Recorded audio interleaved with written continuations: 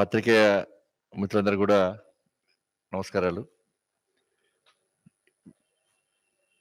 ఈ విలేకరుల సమావేశంలో పాల్గొంటున్న సహచర నాయకులందరూ కూడా నమస్కారాలు.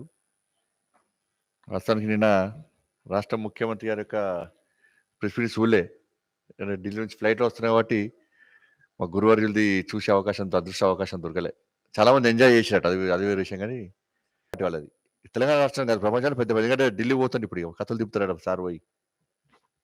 కేసీఆర్ అంటే చెల్లని రూపాయి రాసి పెట్టుకోవాలి.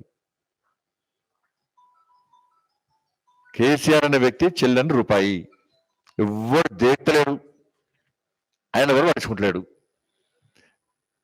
నిన్న బహిరంగ సభ పెట్టిన తర్వాత ఇక అంతకంటే అధ్వానం అయిపోయింది. ఇక నేను అనుకున్నా బహిరంగ సభ పెడుతుంటే రాజ్యాంగాన్ని తిరిగి రాస్తా అని చెప్పింది కాబట్టి ఇది తప్పు అని కోసం ముగ్గురు ఇండియా రాస్తారు వచ్చి అనుకున్నాయి. అయితే దానికోసమే అంటే నిస్వార్థంగా మంచి ఆలోచన రాజకీయ నాయకుడు, ఒక బాధ్యతాయుతమైనటువంటి పదవిలోని రాజకీయ నాయకుడు తప్పు చేసేటప్పుడు క్షమాపణ చెప్తాడు. సరే తప్పు జరిగిందని చెప్పుకుంటాడు. నేను కూడా సరే ఇప్పుడైనా కొంచెం ఆ ఆలోచన వచ్చింది కావచ్చు, మార్పు వచ్చింది కావచ్చు సార్కు. నేను బహిరంగ సభ పెట్టి నేను రాజ్యాంగాన్ని తిరిగి రాస్తానా, అది తప్పు, క్షమించండి తెలంగాణ రాష్ట్ర ప్రజలారా అని చెప్పి అనుకున్నా. కానీ ఎందుకు పెట్టిందంటే నా కల్వకుంట్ల రాజ్యాంగాన్ని ఈ సభ నుంచే అమలు చేస్తున్నానని చూపడానికి బహిరంగ సభ పెట్టింది. దానికోసమే రాష్ట్ర ముఖ్యమంత్రి టిఆర్ఎస్ పార్టీ పెట్టిన బహిరంగ సభ నిన్న పెట్టింది అని నేను అప్పీల్ చేస్తున్న తెలంగాణ రాష్ట్ర ప్రజలకు. నిన్న రాష్ట్ర ముఖ్యమంత్రి గారు జనగాం జిల్లా వేదికగా తెలంగాణలో కల్వకుంట్ల రాజ్యాంగాన్ని అమలు చేస్తున్నా నేను, మీరు దీన్ని పాటించాల్సిందే, దీనికి శిరస వహించాల్సిందని చెప్పి హెచ్చరించాడు. ఆలోచించుకోండి ఒక్కసారి, తెలంగాణలో కల్వకుంట్ల రాజ్యాంగంగా ఉన్న, బాబాసాహెబ్ అంబేద్కర్ రచించిన రాజ్యాంగంగా ఉన్న ఒక్కసారి తెలంగాణ ప్రజలకు మళ్ళొక్కసారి అప్పీల్ చేస్తున్నాడు నేను. ఏంది నీ పీకుడు పని ఏంది నాకు అర్థం కాలేదు. నీదేంది అసలు, నువ్వేంది, నీతో ఏమైతే చెప్పాలి రాష్ట్రం ఏదో, నీతో నువ్వు జీరో ఏం చేయలేవు, నువ్వు ఏం పికలేవు, ఉఫ్ఫను వస్తావు. నీకు ఇంత పార్టీ, నీది ప్రపంచంలో అత్యధిక సభ్యత్వం ఉన్న అతిపెద్ద పార్టీ భారతీయ జనతా పార్టీ. నువ్వు ఉఫ్ఫను వస్తే నీ నోట్లకి మందు వాసన వస్తుంది తప్ప ఏం రాదు. మేము కళ్ళు చూస్తే కొట్టుకోపోతావు, రాసి పెట్టుకో, మారి మషైపోతావు, రాసి పెట్టుకో. రాష్ట్ర ముఖ్యమంత్రి చేస్తున్నాను. నెక్స్ట్ ఈ డ్రంక్ అండ్ టెస్ట్ చేస్తున్నా, ఎట్లా మా పార్టీ అధికారులకు వస్తుంది. నెక్స్ట్ మేము ప్రత్యేకంగా ఒకటి తయారు చేస్తాం. ఏం తయారు చేస్తామంటే మేము బహిరంగ సభలో ఓటు అందరినీ టెస్ట్ చేస్తాం. మేము బహిరంగ సభలు ఎక్కడెక్కడ వేదికలకి మాట్లాడే రాజకీయ నాయకులు అందరూ కూడా టెస్ట్ చేస్తాం. మందు అంతా అక్కడి నుంచి జైలుకు పంపుతాం. డైరెక్ట్ బహిరంగ సభ ప్రజలందరూ ఈయన మందు తాగిండు, ఈయన బహిరంగ సభలో మాట్లాడే అర్హత లేదు, హక్కు లేదు, ఈయన డైరెక్ట్ జైలుకు పంపుతాం. ఆ స్కీమ్ మాత్రం పక్క పట్టుకొస్తాం బిడ్డ, నీకోసం పట్టుకొస్తుంది. ఎందుకంటే ఏ పడుతుంది కొడితే ఇబ్బంది, అయినా రెచ్చగొడితే ప్రజలు రెచ్చగొడితే కొడతా తంత. ఒక ముఖ్యమంత్రి, బాధ్యత ముఖ్యమంత్రి నశం చేస్తావు బిడ్డ. అబ్బో జెండు బాంబు గుర్తుంచుకోసారి బిడ్డ, నువ్వు నశం పెడతామే జెండు బాంబు పెడతాం. నశం పెట్టి కొడతావు అంటే. అందుకే కల్వకుంట్ల రాజ్యాంగాన్ని అమలు చేస్తుంది రాష్ట్ర ముఖ్యమంత్రి. రాను నిన్నేం చేసిండు రాష్ట్ర ముఖ్యమంత్రి సభ అంటే, అక్కడ నుండి ప్రజలను, ముఖ్యంగా భారతీయ జనతా పార్టీ కార్యకర్తలను 2 రోజుల నుంచి ముందు అరెస్ట్ చేసాడు. 2 రోజుల పాటు పోలీస్ స్టేషన్లో పెట్టాడు. ప్రజాస్వామ్యంగా నిరసన చేస్తే దాడులు చేస్తున్నాడు, పోలీసుల సమక్షంలో దాడులు చేస్తున్నాడు. కనీసం అక్కడ హాస్పిటల్లో జనగామలో గాయపడ్డ కార్యకర్తలను హాస్పిటల్ ట్రీట్మెంట్ చేస్తాడు కూడా వరికిడు ముఖ్యమంత్రి. ఈ ట్రీట్మెంట్ చేసుకునే కార్యకర్తలు భయపడతలేరు, జైలుకునే కార్యకర్తలు భయపడతలేరు, లాఠీ దెబ్బతిన్న కార్యకర్తలు భయపడతలేరు. అయినా బయటకు వస్తారు, భారత్ మాతాకి జై అంటారు, జై తెలంగాణ అంటారు అని చెప్పి మళ్ళా భయపడి హాస్పిటల్లో ట్రీట్మెంట్ నడుస్తున్నటువంటి భారతీయ జనతా పార్టీ కార్యకర్తలు కూడా జనగామ నుంచి తరలించి మన ఉస్మానియా హాస్పిటల్ తీసుకొస్తున్నట్టే భారతీయ జనతా పార్టీ కార్యకర్తలు అంటే కేసీఆర్ కు, టిఆర్ఎస్ పార్టీ నాయకులకు, పోలీసులకు ఎంత గజగజ వంతులో ఒక్కసారి అర్థం చేసుకోండి. ఇప్పటికీ ఇంకా ఉస్మానియా హాస్పిటల్లో ఉన్నాడు. ఇప్పటికి కూడా పోతుంది, ఆయన కడే పోతున్నాడు. నేను ఇప్పటికీ హాస్పిటల్ ఉన్నారు.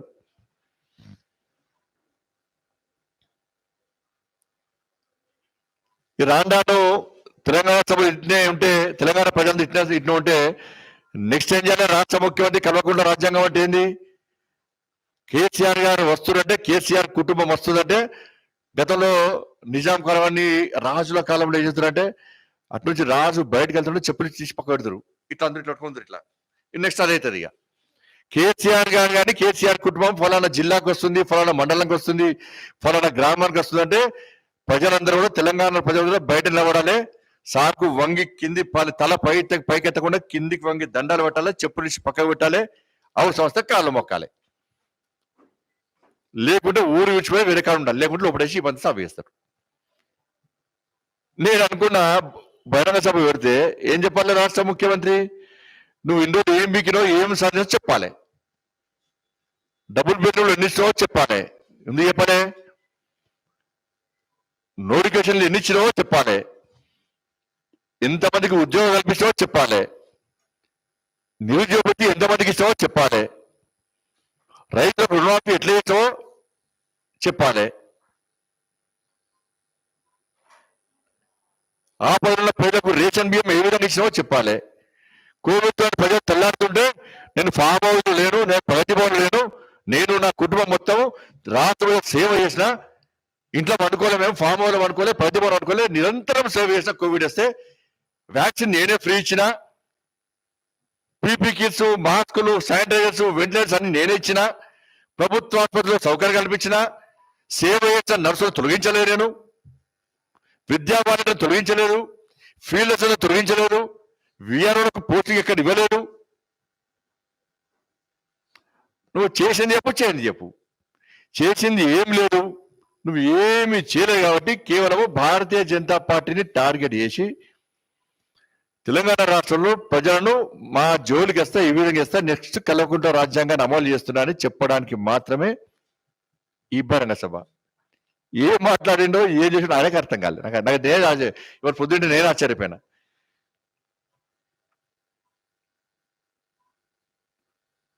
సోయలేకుండా మాట్లాడాడు. ఏమన్నాడు? ఇది ఈయన బచ్చన్నపేట పోతుంటారట, ప్రొఫెసర్ జయశంకర్ సార్ పోతుంటారట, ఊర్లో ఎవ్వరు ముసలు ఉన్నారట, అందరూ 7 వేలంటే అందరూ వలస పోయినట.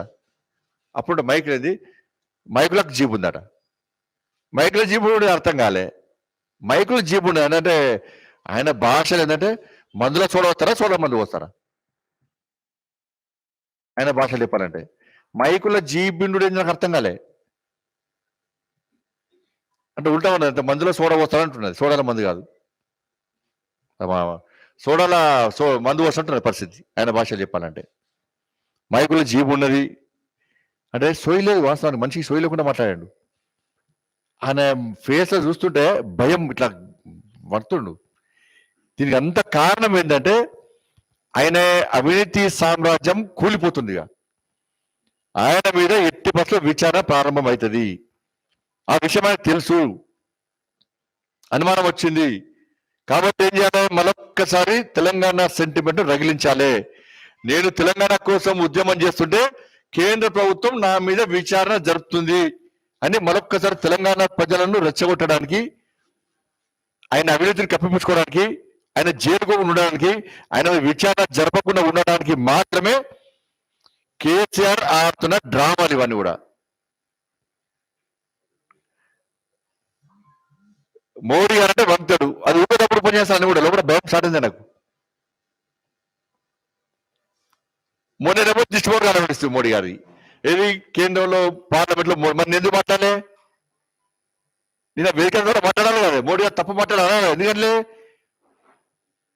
అంటే ఏదో మోడీ గారు మాట్లాడేది ఏం తప్పు లేదు కాబట్టి నిన్నేం మాట్లాడలేని అది గ్రహించాలి. ఒకటి మాత్రం గ్రహించండి, బాగా గ్రహించండి. ఒకటి మళ్ళీ మీటర్ల విషయం అన్నాడు. మీటర్లు పెడతాను ఎవరు చెప్పాలి? రాష్ట్ర ముఖ్య రాసిచ్చాను నీకన్నా ఎప్పటికి ఇవే మాటలు. అంతకుముందు కేంద్రం రారే బాబా మొత్తం ధాన్యం కొన అన్నది, చూపెట్టు అంటే ఇంత చూపెట్టలేదు. నేను కొన అన్నట్టు నీకు ఏమన్నా ఇచ్చిరా చూపెట్టు అన్న, ఇంత చూపెట్టలే. వరేస్తే ఉరండి పోయి ఫామ్ హౌస్లో వచ్చాడు.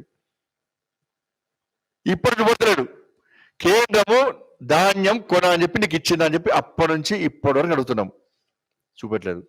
ఇప్పుడు మీటర్లు పెడతారు, మోటార్లకు మీటర్లు పెడతారు. దుబ్బాక సభలు అదే అయిపోయాడు, హుజాబాద్ సభలు అదే అయిపోయాడు, ఎమ్మెల్సీ ఎన్నికలు అదే అయిపోయాడు, అన్ని ఎన్నికలు కూడా అదే చెప్తాడు. ఈయన మాట కూడా నడుచుకుంటాడు. మీటర్లు పెడతామని ఎక్కడ నీకు కేంద్రం లేఖ ఇచ్చిందా చెప్పు. నువ్వు ఇచ్చే ఉచిత కరెంటును ఎవరైనా వ్యతిరేకించారా చెప్పాలి రాష్ట్ర ముఖ్యమంత్రి.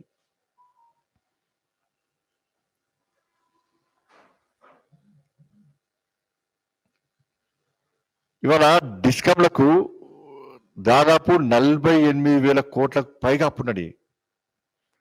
రేపు రాబోయే నువ్వు ఉచిత ఖండిస్తున్నావు, ఇవ్వాల్సిందే, వద్దని ఎవరన్నారు అన్నోళ్ళు మూర్ఖులు. మరి నువ్వైతే డబ్బులు కట్టాలి కదరా. అంటే కట్టకుంటే రైతులు ఫ్యూచర్లో అతి త్వరలోనే మొత్తం అవి నాశనం అయిపోతే రైతులకు ఉచిత కరెంట్ రాకుంటే దాని బాధ్యత ఎవరు? నువ్వు రైతులకు ఉచిత కరెంట్ ఇచ్చినావు, ఇవ్వాల్సిందే. ఇప్పుడు ఉచిత కరెంట్ ఇవ్వట్టే కదా, నువ్వు కరెంట్ ఎవరు ఇస్తున్నారు? ఉచిత కరెంట్ నువ్వు ఇస్తున్నావు. నువ్వు డిస్కౌంట్లకు కరెంటు పైసలు కడితే నువ్వు ఫ్రీ ఇస్తున్నాడు కరెంటు. ఉచిత కరెంటు ద్వారా నువ్వు ఏం చెప్పొస్తుంది అందరికీ? రైతుల పేరుతో ఏ విధంగా నువ్వు విద్యుత్తును ఏ విధంగా అమ్ముకుంటున్నావో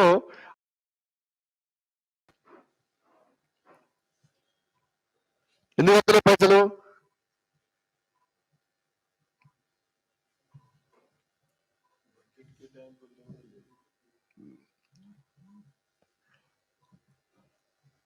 పెట్రోల్ ధర అన్నాడు, పెట్రోల్ డీజిల్ ధర పెంచిన తర్వాత లీటర్ పెట్రోల్కు 10 రూపాయలు, లీటర్ డీజిల్కు 5 రూపాయలు తగ్గించింది కేంద్ర ప్రభుత్వం. రాష్ట్ర ప్రభుత్వం ఇచ్చే ట్యాక్సులు తగ్గిమని చెప్పి అప్పీల్ చేసినారు. 22 రాష్ట్రాలు తగ్గించినాయి. నువ్వేం చేసినావు? తగ్గించినావు నువ్వేమన్నా? ఎందుకు తగ్గలే?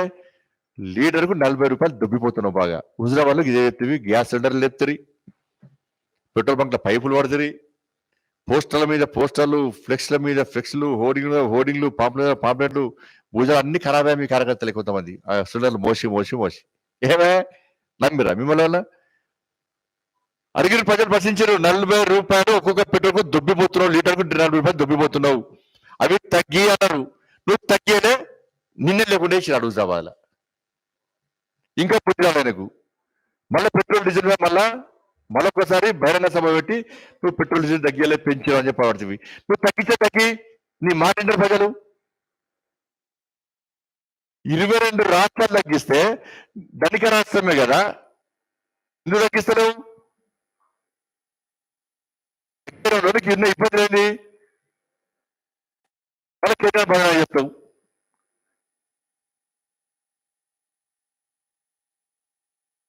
ధనిక రాష్ట్రం ఉండే నీ దరిద్ర పాలతని రాష్ట్రం చేసినావు. నువ్వు జీతాలు ఇచ్చే పరిస్థితి లేదు, నీకు చెప్పు, సమాధానం చెప్పు. జీతాలు ఇస్తున్నావు, ఫస్ట్ జీతాలు ఇస్తున్నావు రాష్ట్ర ముఖ్యమంత్రి చెప్పు. పెన్షన్ ఇస్తున్నావు చెప్పు రాష్ట్ర ముఖ్యమంత్రి. జీతాలు ఇచ్చే పరిస్థితి లేదు కదా, నువ్వు నోటిఫికేషన్ ఇస్తావు, ఉన్నోళ్ళు తొలగిస్తున్నాడు.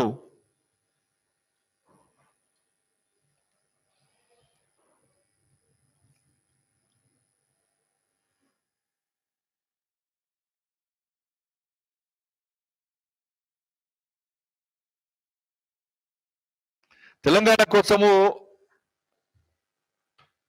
తెలంగాణ వాళ్ళు దళిత బంధు అట, రాబంధు నోటించి దళిత బంధు వస్తే ఇవ్వటమ్మా. నేను 17,000 మందికి హుజరాబాద్ లో అకౌంట్ లో పైసలు వేసినా అన్నావు.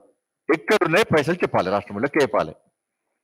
17,000 మందికి, నాకు తెలిసి 17,000 మందికి 20,000 కుటుంబాలకు 20,000 కుటుంబాలకు దళిత బంధు పేరు మీద ఒక్కొక్కరి అకౌంట్ లో 10 లక్షలు వేసినా అన్నావు. ఎంతమందికి వేసావు? ఎంతమంది 10 లక్షల రూపాయలు వాడుకుంటున్నారు? ఎంతమందిని తెలుసుకున్నావు? నువ్వు ఆ లబ్ధిదారుల జాబితాను ఒక్కసారి విడుదల చేయి, మొత్తం పూర్తి వివరాలు మొత్తం విడుదల చేయి. నువ్వు దమ్ముంటే 20,000 కుటుంబాలకు 10 లక్షలు నువ్వు ఇచ్చినావా? వెంటనే విడుదల చేయి. నీకేమాత్రం చిత్తశుద్ధి ఉంటే, నీ నోరు కాదు నీ నోరే తాటి మట్ట కాదు అని నువ్వు భావిస్తే నువ్వు వెంటనే నువ్వు ఇచ్చిన మాట ప్రకారం 20,000 కుటుంబాలకు నేను 10 లక్షల రూపాయలు హుజరాబాద్ లో ఇచ్చిన అకౌంట్ లో వేసిన, దాని ద్వారా వాళ్ళు ఉపయోగించుకుంటారు, వాళ్ళ కుటుంబాలు బాగుపడ్డాయి అని చెప్పి ఒక్కసారి చెప్పు. 17,000 అంటావు, నియోజకవర్గం 500 అంటావు, 1000 మంది అంటావు, లక్షల కుటుంబాలు అంటావు. కన్ఫ్యూజన్ క్రియేట్ చేసి చర్చల్లో ఉండడానికి మాత్రమే దళిత బంధు ఉపయోగపడుతుంది తప్ప ఏ ఒక్క కుటుంబానికి ఉపయోగపడే దాఖలాలు లేవు. ఎన్నికలు వస్తున్నట్టనే టీఆర్ఎస్ పార్టీ నాయకులై ఒక్క ఇద్దరికి డబుల్ బెడ్రూమ్ పట్టా పేపర్లు ఇచ్చి ఆశపడతారు, వీళ్ళకి ఇద్దరికి ఇచ్చినాం, నెక్స్ట్ టీఆర్ఎస్ పార్టీ వస్తారు అందరికి డబుల్ బెడ్రూమ్ అంటాడు. ఇద్దరికి పెన్షన్ ఇచ్చి ఇగో ఈసారి టీఆర్ఎస్ పార్టీకి ఇద్దరికి ఇచ్చినాం, నెక్స్ట్ ఆశపడతాడు, అరే ఇద్దరికి ఇచ్చినా మాకు కూడా వస్తాయి కావచ్చు అని గతంలో ఉండే. ఇప్పుడు మర్చిపోయారు, ఇక ఈ చెల్లెప్పికి వెళ్ళదు, మర్చిపోయారు. ఇప్పుడు ఇక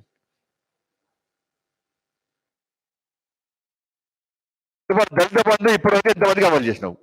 అమలు చేయకపోవడం కారణం ఏంది?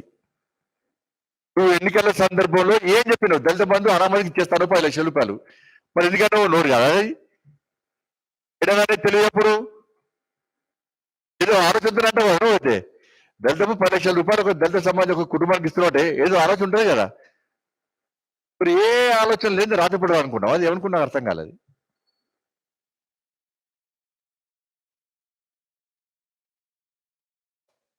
సంవత్సరం నుంచి ఇదే హుజరాబాద్ ఎన్నికల కాంచి లేదు దళిత బంధు దళిత బంధు దళిత బంధు.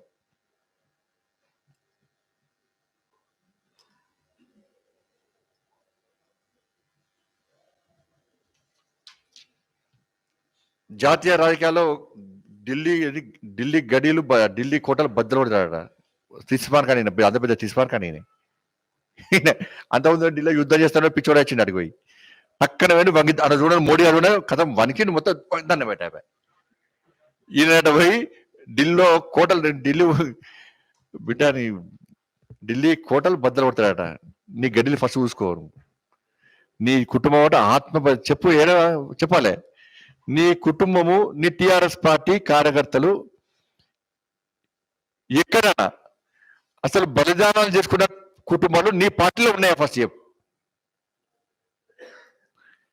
నీకు దమ్ముంటే నీ మంత్రివర్గ సహచరులను ఒక్కసారి అదే పరేడ్ గ్రౌండ్ తింపు, ఒక్కొక్క చరిత్ర చెప్పు. ఎవరు తెలంగాణ ఉద్యమంలో పాల్గొని చెప్పుడు, ఉద్యమంలో పాల్గొన్న ఎవరు, ఎంతమందికి ఎమ్మెల్యే టికెట్ ఇచ్చినావు, ఎంతమందికి మంత్రులు ఇచ్చినావు, ఎంతమంది నిజమైన ఉద్యమకారులను మోసం చేసి తెరమరు చేసినావు, ఎంతమందిని ఇబ్బంది పెట్టావు చెప్పు. రాష్ట్ర ముఖ్యమంత్రి నీ పార్టీలు బలిదానం చేసిరట, బలిదానం చేసిన అందరూ బాబా ఇంకొక పేరాలు భలే పేరు నీ కుట్రలకు నీ కుతంత్రాలకు. ఎవరైతే తెలంగాణ రాష్ట్ర ఏర్పాటును వ్యతిరేకించారో, ఎవరైతే తెలంగాణ ఉద్యోగంలో పాల్గొనలేదో వాళ్ళందరూ నీకు రైట్ హ్యాండ్ లెఫ్ట్ హ్యాండ్ లేరు, నీ క్యాబినెట్ లో మంత్రులు లేరు, నీ పార్టీలో ఎమ్మెల్యే లేరు. నిజమైన ఉద్యమకారులు తెరమరిగేసి ప్రభుత్వం జయశంకర్ సార్ నువ్వు ఇబ్బంది పెట్టి మర్చిపోతామా? రాష్ట్ర ముఖ్యాన్ని గుర్తుంచుకుంటాం అందరూ కూడా. నీకు గురువు అంటాడు ఎప్పుడు అండగా ఉన్న వ్యక్తి, ఆయన నువ్వు అవమానపరిచింది తెలంగాణ సమాజం మర్చిపోతు అందరూ తెలుసు, నువ్వేం చేసావు అందరూ తెలుసు. ప్రొఫెసర్ జయశంకర్ సార్ అవమానపరిచావు నువ్వు.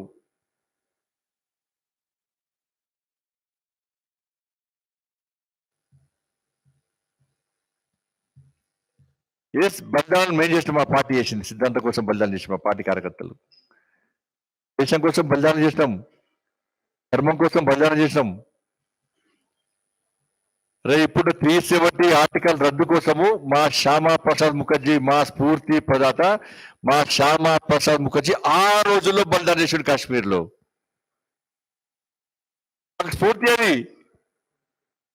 ఇవాళ తెలంగాణ రాష్ట్రంలో కూడా ఉమ్మడి ఆంధ్రప్రదేశ్ ఉన్నప్పుడు కానీ తెలంగాణ రాష్ట్రంలో కూడా మా పార్టీ కోసం నమ్మిన సిద్ధాంతం కోసం, పేద ప్రజల కోసం, దేశం కోసం, ధర్మం కోసం బలిదానం చేసిన పార్టీ మా భారతీయ జనతా పార్టీ. నక్సలైట్లు పోస్టులు వేసినా, నక్సలైట్లు వార్నింగ్లు ఇచ్చినా కూడా, నక్సలైట్ సంపుతామని చెప్పినప్పుడు కూడా, చస్తామని తెలిసినప్పుడు కూడా, చనిపోయే సందర్భంలో కూడా గుర్తుంచుకో, రాష్ట్రం చనిపోయే సందర్భంలో కూడా బలిదానమైన నా పార్టీ కార్యకర్తలు ఎప్పుడు కూడా పారిపోయే భారత్ మాతాకి జయ అన్న విషయాన్ని ఒకసారి రాష్ట్ర ముఖ్యమంత్రి గుర్తుంచుకోవాలి. నీ నోటు ఇప్పటికి నిన్న బహిరంగ సభలో తెలంగాణ అమరులకు జోహార్ అని ఇప్పుడు అన్నావు, ఇప్పుడు నేను ముఖానికి నీ నోటుతోని ఎందుకంటే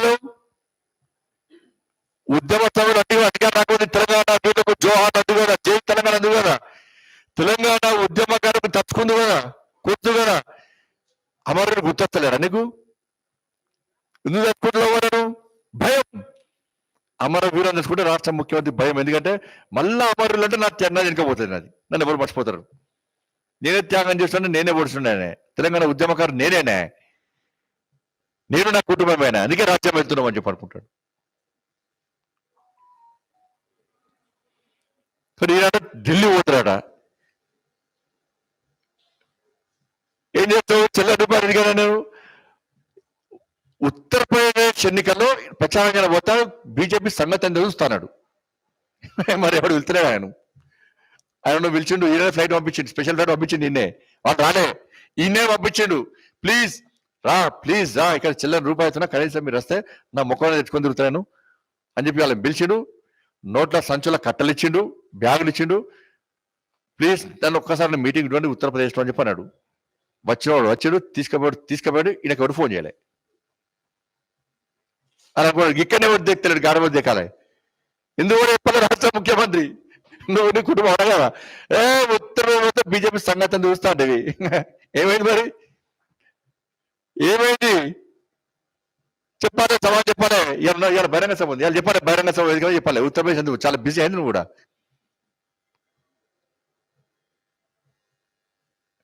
ఉత్తరప్రదేశ్ ఎన్నికల ప్రచారంలో పాల్గొని బీజేపీ సంగతి ఎందుకు చూస్తాను? ఎందుకు ఓడే?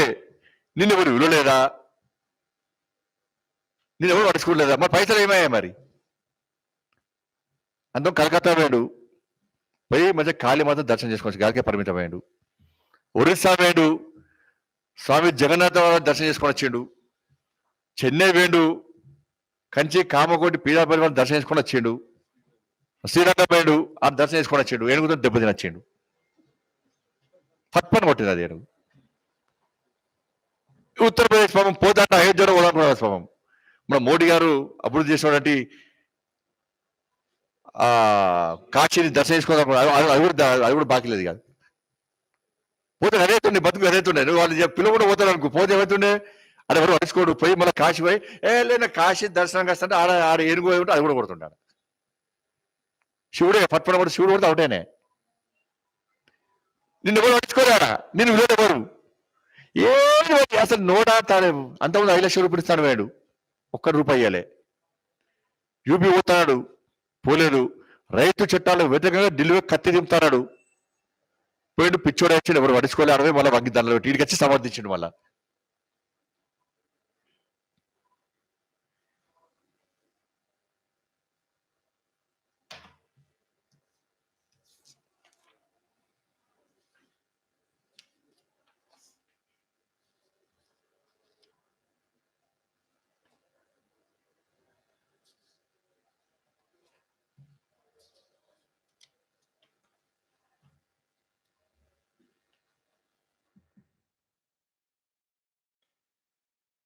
కాబట్టి కేవలము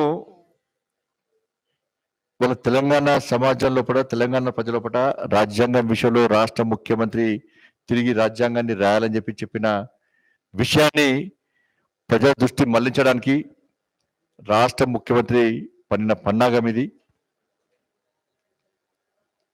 మళ్ళీ చెప్తున్నాం, రాష్ట్ర ముఖ్యమంత్రి నిన్ను వదిలిపెట్టే ప్రసక్తి లేదు.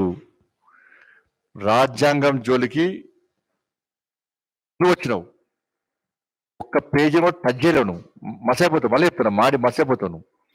నీ ఊకదప్పుడు ఉపన్యాసం దాని కూడా ఊకదప్పుడు లేదు, ఏం లేదు అలా. బీజేపీలో పిడికలు లేదట బిడ్డ. మళ్ళీ చెప్పు, నేను మా నాయకుడితో చర్చించి అదే జనగామలో బహిరంగ సభ పెడతా బిడ్డ. అదే జనగామలో ఎక్కడి నుంచి పిడికలు లేడు అన్నా కూడా అక్కడనే మా నాయకులు అందరితో చర్చించి అందరి నిర్ణయం మేరకు అవసరం వస్తే జనగామలోనే బహిరంగ సభ పెట్టే ప్రయత్నం చేస్తాం. 500 రూపాయలు ఇయ్యం, పొడుగుడ్డు ఇయ్యం, పులివర పొట్ల బియ్యం. నా టీవీలో వచ్చింది కదా, ఎటువైనా 500 రూపాయలు, కోడిగుడ్డ అంటే పులివర పొట్లమాట. మేమైతే మాట్లాడదు, మేము అట్లా ఇచ్చేటోళ్ళం కాదు. Water bottle. మేమట్లా లేమేము. మా కార్యకర్తలు ఆడికొచ్చి గర్జిస్తారు, గాండిస్తారు. నీ చెవులకెళ్ళి రక్తం గారాలి అట్లా గాంజిస్తాం అక్కడికి. అదే జమ్ము కూడా అవసరం వస్తే అక్కడనే మీటింగ్ పెడతాం మేము. పిడికలు లేరా? పిడికలు లేకుండా నువ్వేం చెప్తున్నావు? ఎందుకని చేస్తున్నావు? పిడికలు లేని వాళ్ళను ఎందుకు భయపడుతున్నావు? ఎక్కడికక్కడ టిఆర్ఎస్ పార్టీ నాయకులు, ఎమ్మెల్యేలు, మంత్రులు పోతే ఏ మండలానికి పోయినా కూడా రజాకారుల కాలంలోకనే రాత్రి పోలీసులు ఇళ్ల మీద పడి గుంజుకపోతున్నారు. గుంజుకపోయి పోలీస్ స్టేషన్ లాకప్లు వేసి తలుపులు వేసి తాళం వేస్తున్నారు. ఒక 10-5 పోలీస్ కానిస్టేబుల్ పెడుతున్నారు. మళ్ళీ బయటకి తట్టుకుంటారు వస్తా చెప్పి. ఎందుకు భయపడుతున్నావు? పిడికలు లేని పార్టీకి నువ్వు ఎందుకు భయపడుతున్నావు? పిడికలు లేని కార్యకర్త లేని పార్టీ గురించి బహిరంగ సభ వేదిక ఎందుకు బెదిరిస్తున్నావు? ఎందుకు సవాలు విసురుతున్నావు? ఎందుకు విమర్శిస్తున్నావు? ఎందుకు టార్గెట్ చేస్తున్నావు? మేకపోతు గాంభీర్యాన్ని ప్రదర్శిస్తున్నావు నువ్వు. మేము పిడికలు ఉన్నామో ఏందునో పెడతాం, బహిరంగ సభ పక్కా పెడతాం. పక్కా పెట్టి మా దమ్మెందో నిరూపిస్తాం. రాష్ట్ర ముఖ్యమంత్రి గుర్తుంచుకోవాలి. నువ్వు ఏం చేయవు, నువ్వు మళ్ళీ ఏం చేయవు రాసి పెట్టుకో. పోలీసుల ద్వారా కొట్టిస్తున్నావు, పోలీసుల సమక్షంలో కొడుతున్నారు, పడుతున్నాం, జైలు కొడుతున్నాం, హాస్పిటల్ పడుతున్నాం, కాళ్ళు చేతులు విరగొట్టుకుంటున్నాం, ఇంకా పోతున్నామా? అయినా భయపడుతున్నావు. మళ్ళా నువ్వే భయపడుతున్నావారా? పోలీసుల పక్క పెట్టి తిరుగు, గన్మెన్లను పోలీసుల పక్క పెట్టి రావ తిరుగు, ప్రజలు తిరుగు. మా భయం కాదు, ఇంకా అందరికీ ప్రజల భయం, ప్రజలు తిరుగుతున్న భయం. అరే కార్యకర్తలు హాస్పిటల్లో ఉంటే మరి రాజాసింగ్ గారు చూడడానికి బయలుదేరాడు. అంటే కార్యకర్తలు చూసేటువంటి అవకాశం ఉంది. అరెస్ట్ చేశారు, హౌస్ అరెస్ట్. రాజాసింగ్ గారు చేస్తే మళ్ళీ ఇంకిద్దరు పెడితే వారితో కూడా హౌస్ అరెస్ట్ చేశారు. రెండో నేను ఎక్కడికక్కడ మొత్తం తెలంగాణ మొత్తం అరెస్ట్ చేసినావు. ఎక్కడికక్కడ హౌస్ అరెస్ట్ చేసినావు, తీసుకుపోయారు, రాత్రి తీసుకుపోయి అరెస్ట్ చేసి లోపడేసినావు. మరి పిడికలు లేని కార్యకర్తల పార్టీకి పిడికలంతా కార్యకర్తలు లేని పార్టీకి ఎందుకు భయపడుతున్నావు? నాకు అర్థం కాలే. దీని ద్వారా భారతీయ జనతా పార్టీ అంటే ఎంత భయమో నీకు ఇక అర్థమవుతుంది. కాబట్టి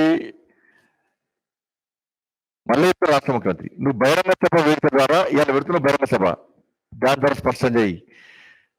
3170 దాన్ని సవరియవా?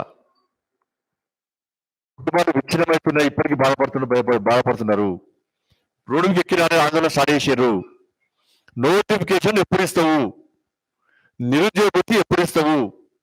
బాగా నిరుద్యోగ ఎప్పుడు ఇస్తావా? ఇవ్వవా?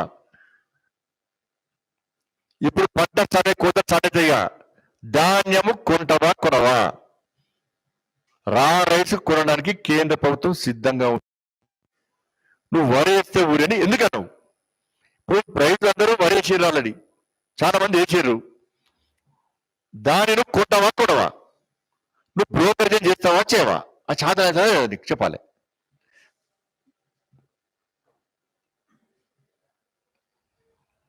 డబుల్ బెడ్రూమ్లు ఇస్తావా ఇవ్వవా?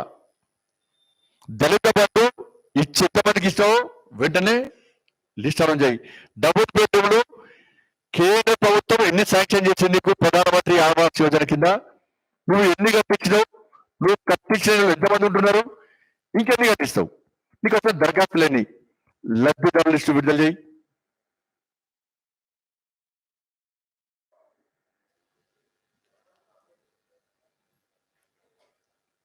ఈ విషయంలో మాట్లాడు. జనగామకి ఏం అభివృద్ధి చేస్తావు? దాని గురించి చెప్పగా. జనగామ జిల్లా నుంచి నువ్వు విమర్శ చేసి బహిరంగ సభ మూసిందని వ్యక్తే జనగామ పేరు పిచ్చోళ్ళ అలానా? వాళ్ళు ఒక ఉద్యమ స్ఫూర్తి ద్వారా అందుకే బహిరంగ సభ పెట్టినావు వాడా.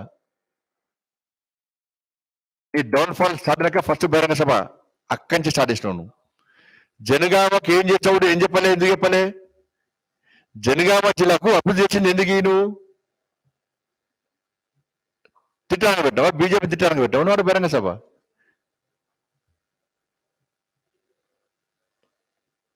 కాబట్టి ఇప్పటికైనా రాష్ట్ర ముఖ్యమంత్రి సోయలోకి రావాలి. భాష మాట్లాడు, మంచిగా మాట్లాడు. అరే ఇంటర్నేషనల్ చెప్తారు, నాకు అర్థం కాదు ఇప్పటికి. అరే భాషను చూసి నన్ను 6 ముక్కలు నడుపుతాంటివి పడ్డా. పార్టీని తిట్టబడుతుంది. ఒక దేశ ప్రధాని తరిమేస్తాను ఏమన్నాడు. నువ్వు ఉండు తెలంగాణ ఫస్ట్ ఉంటే కదా తెలంగాణ ఉండడానికి.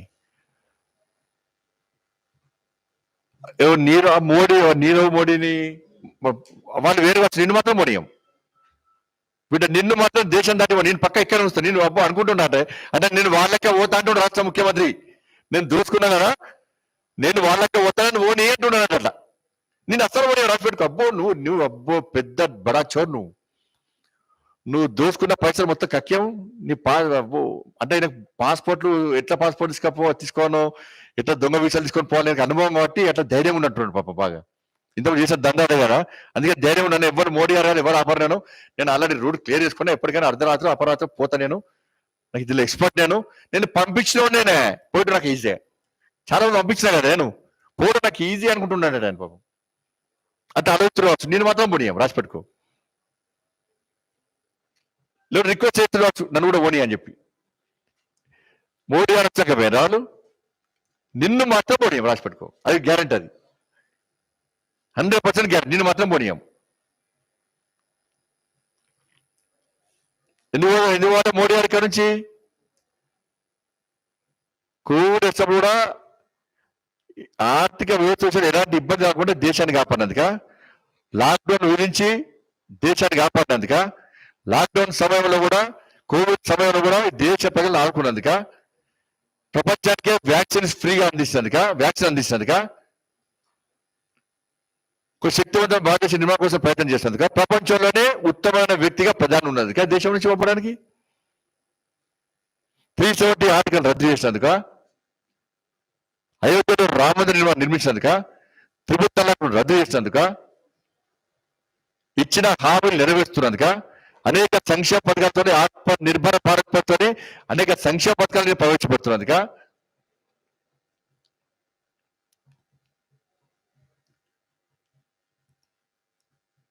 అసలు నువ్వేది కూడా తెలంగాణ రాష్ట్రంలో చెప్పాలి. నువ్వు ఏ రాష్ట్రం తెలంగాణ రాష్ట్రంలో చెప్పాలి నువ్వు. అందుకే ఏ బీకెళ్ళామంటే తీసుకొని ఆడిపోతాను, ఢిల్లీ పోతాంటున్నావు. ఇక్కడ అయిపోయింది పని. దుకాణం కేల్కతాను, దుకాణం బంద్, ఆడిపోతానండి. ఇక పోతానే వస్తానే రాణిస్తలేడా. కానీ ఊకద్దప్పుడు ఉపన్యాసాలు కానీ భాష మార్చుకో. నువ్వు మాట్లాడిన ఆ బూత్ పదాలన్నీ కూడా సోషల్ మీడియా చక్కర కొడుతున్నాయి. రండా ముండా కుక్కలు గాడిదలు నక్కలు అనుకుంటా, నర్త సంపుత నశం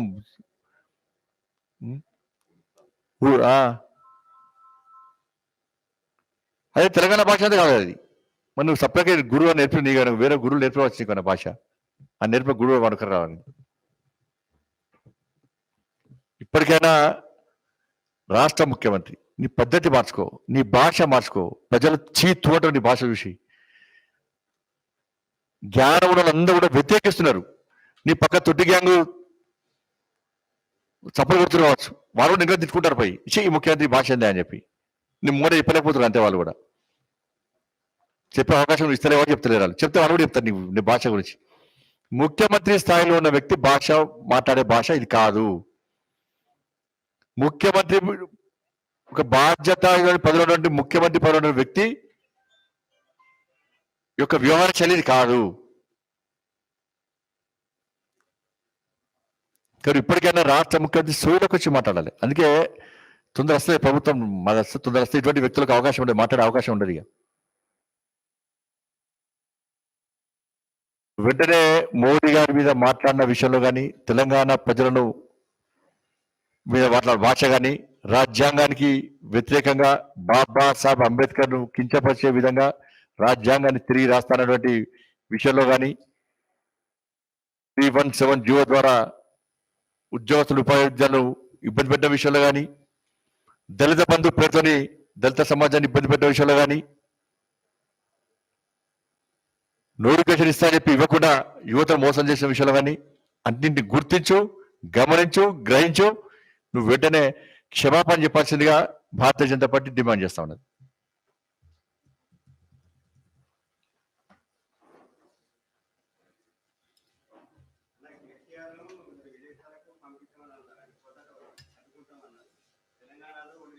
అంటే ఇప్పుడు పోతాడు.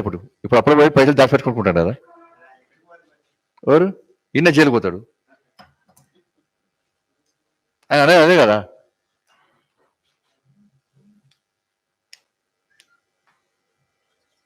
అంటే పోతారు, మీకు ఫోన్ చేయాలి, మీకే చెప్పలే కదా పోతాను ఇట్లా 20,000 ఉద్యోగాలు తీసేసిండు మూడు. ఫస్ట్ దాని సమాధానం చెప్పని చెప్పండి. 60,000 ఉద్యోగాలు 40,000 తీసుకొచ్చిండు ఎవరు? ఓపెన్ క్యాస్ట్ ఏం చేసిండు మరి? అనుమతి వదిలి తీసుకున్నారు పోయి మొత్తం అయినాయి కదా. సింగరేణి కార్మికులకు తెలుసు ఎవరు చేస్తారు అనేది.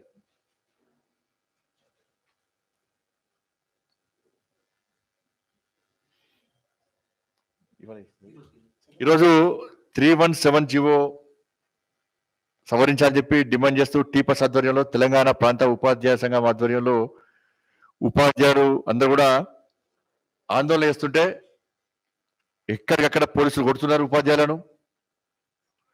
కనీసం ఉపాధ్యాయుల సంస్కారం లేకుండా రాష్ట్ర ముఖ్యమంత్రి యొక్క ఆదేశాల మేరకు ఈడ్చుకపోతున్నారు, ఎక్కడికక్కడ అరెస్ట్ చేస్తున్నారు. వాళ్ళు రాష్ట్ర ముఖ్యమంత్రికి బాధ ఎక్కువడానికి వచ్చినారు. కనీసం వాళ్ళ బాధ వినేటువంటి జ్ఞానం లేని రాష్ట్ర ముఖ్యమంత్రి దేశ రాష్ట్రాన్ని పాలిస్తున్న నిజంగా ఇంత మూర్ఖత వెంటనే అరెస్ట్ చేసిన ఉపాధ్యాయులు వెంటనే బేషరతుగా విడుదల చేయాలి. గాయపడ్డ ఉపాధ్యాయులు వెంటనే చికిత్స ఇచ్చాలని చెప్పి హాస్పిటల్ తరించాలని చెప్పి భారతీయ జనతా పార్టీ డిమాండ్ చేస్తా ఉన్నది. ధన్యవాదాలు.